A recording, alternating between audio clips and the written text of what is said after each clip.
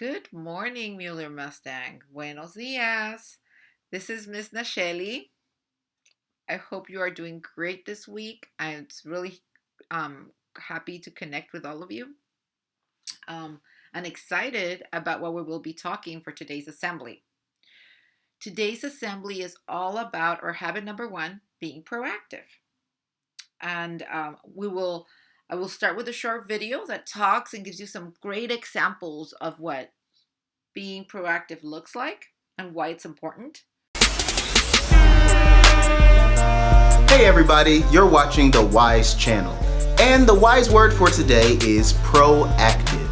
Proactive is a pretty big word, but it basically means doing something instead of waiting for something to happen to you. It's kind of like trying to catch a ball. There are a couple ways to try and catch a ball. The first way is to just stand still and hope that my throat. You'll magically catch the ball. Oh my! But obviously, that doesn't always work. All right, fortunately we put that back together. So the second way to catch the ball is to do something, take action, put your hands up and actively catch the ball. Even when it's not a perfect pass, you can still receive the ball. Now imagine that this ball is not just a ball, it's a goal, it's a dream, it's something that you want to do in life. Just like with this ball, there are two ways to approach reaching your goals. One way is to just stand still, do nothing, and hope it magically happens. I'm gonna be a famous movie star. That sounds good. Have you taken any acting classes? No. Are you good at acting? No. Have you ever been in a play? Well, that one time in preschool. The problem with that is dreams don't just fall out the sky and land in your hand. You have to take action, do something about it, and be proactive. I'm gonna buy a new video game. Do you know how much it costs? Yes. Do you have enough money for it? No, but I'm saving up. Nice. And I have a coupon. My man. See, the first person wasn't being proactive. She just had a goal but was not taking any steps to reach it. The second person was being proactive. He had a goal, he had a plan to reach it, and he was doing something about it. I'm pretty sure you're starting to get the idea, but here's one more example just in case.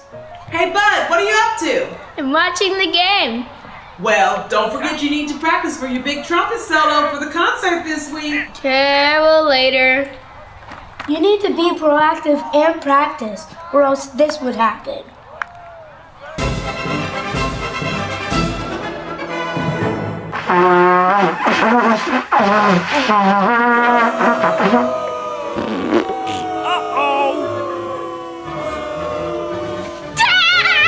Now you want to practice? Yeah, I'll practice right now. See ya. That's better. Later that evening.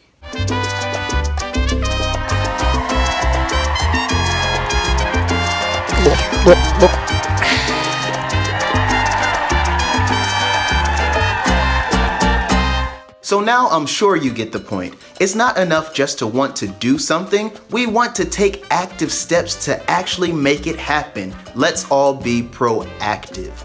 Now, I wonder what you're being proactive about. Leave a comment to let us know what you are actively trying to do. What goals are you being proactive towards reaching?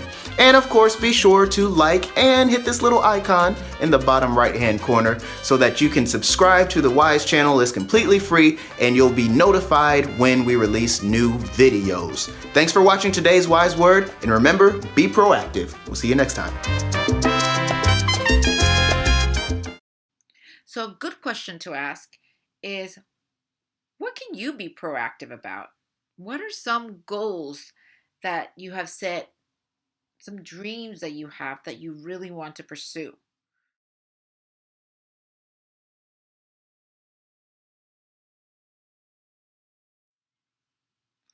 So, with the idea of being proactive in mind, I want us to take a moment to think about something that we are going through as a community, as we face and now we see the light, but we've been faced with a very, very difficult challenge, that of a global pandemic, which due to COVID, our lives have changed dramatically. This has brought a lot of different things, feelings of loss and grief for many of us. Whether it's like we lost a loved one,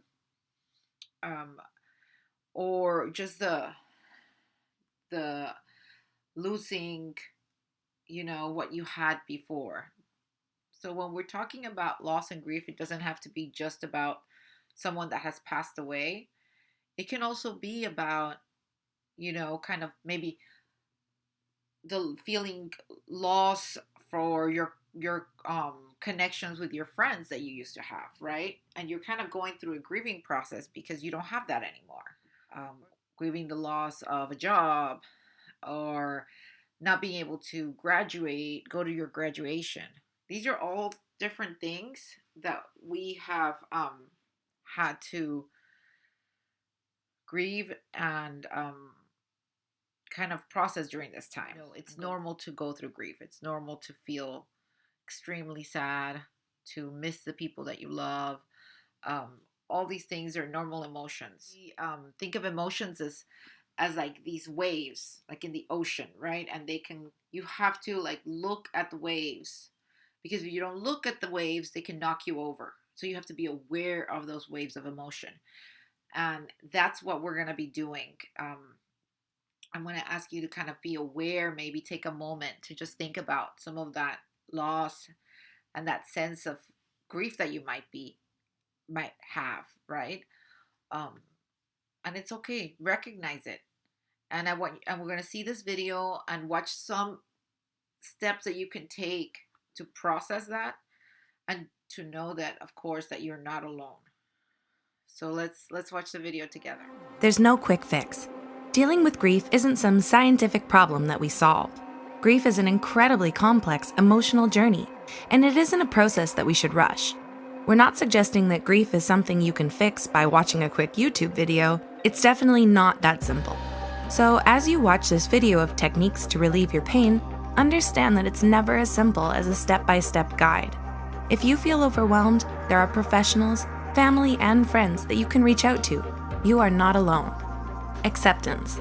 Okay, so this is obviously much easier said than done. Accepting our grief sometimes feels like a battle in our minds. Part of us just wants to reject that reality of what has happened. And sometimes we reject our deepest emotions, which burn and twist deep inside of us. But it's important not to let yourself become numb. Own those feelings and understand why you're feeling them. Let them flow through every fiber of your body. Remember, there are no right or wrong feelings. It's okay to feel everything that you're feeling, even if it's confusing or disturbing. Companionship is key. The people around us make a huge difference when we're dealing with grief, but as many experts have noted, they can either help or hinder our healing process. There are those who try to fix our grief, encouraging us to get over it. This obviously isn't very helpful. The best companions during these dark times know how to listen. Sometimes there are no words to express how we're feeling, and no words to reassure us, and those people understand this. These people are just there for us, whether it means providing a distraction or lending a shoulder to cry on. Use art as an outlet. Those deep, heavy feelings of grief aren't just going to disappear, but you can channel those feelings into something creative. And art is one of the most helpful healing methods. In her book, It's Okay That You're Not Okay, psychotherapist Megan Devine recommends taking those emotions and pouring them into a painting, a graphic novel, or any other art form that gives you an outlet. Artistic expression lets you get grief off your chest, as it's a form of emotional release. Write a journal. Sometimes it's easier to keep silent rather than express our emotions. However, most psychologists agree that it's not a good idea to bottle everything inside. If art isn't your thing, keeping a journal is a great way to understand our emotions, including his grief. When writing our emotions, we confront, dissect, and ultimately come to terms with them. Based on the research on journaling in the psychological community, we understand its benefits, especially if you write over the course of multiple days. You don't have to share your journal with everyone, and that gives you total freedom to truly express yourself. Create your own rituals to honor those who have passed. Dr. Kim Bateman, a clinical psychologist, encourages us to think about what made our loved ones happy when creating our own rituals. Maybe your loved one really enjoyed a specific type of tea. Your ritual could be something really simple, such as pouring your loved one a cup of tea and thinking of a memory of them while their cup sits and steams. It doesn't matter what you believe in. This is just a way for you to honor their memory, plain and simple.